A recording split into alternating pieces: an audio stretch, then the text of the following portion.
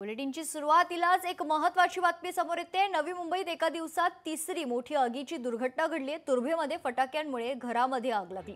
तर वाशी कामोठेनंतर आता तुर्भेमध्येही अग्नितांडव पाहायला मिळते। घरात ठेवलेल्या फटाक्यांमुळे आग लागल्याची प्राथमिक माहिती। नवी मुंबईत मंगळवारी एक दिवसात तिसऱ्यांदा मोठ्या आगीची घटना घडली। तर तुर्भे परिसरातील एका घरात ठेवलेल्या फटाक्यांमुळे आग लागल्याची प्राथमिक माहिती समोर येते। या संदर्भात सविस्तर माहिती जाणून घेऊयात। आपल्या प्रतिनिधी आकांक्षा देशमुख आपल्या सोबत जोडले जात आहेत।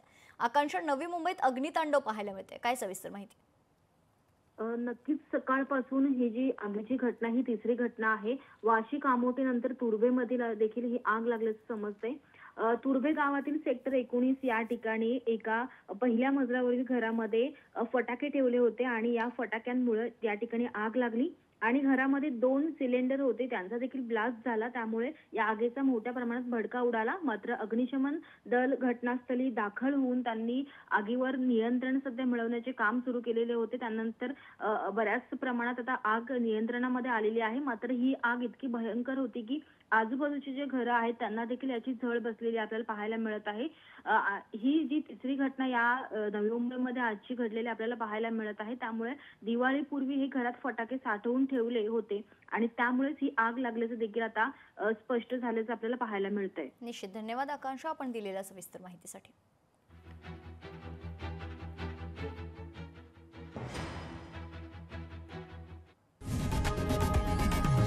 लोकशाही मराठी ऐका, पहा, जागरूक रहा।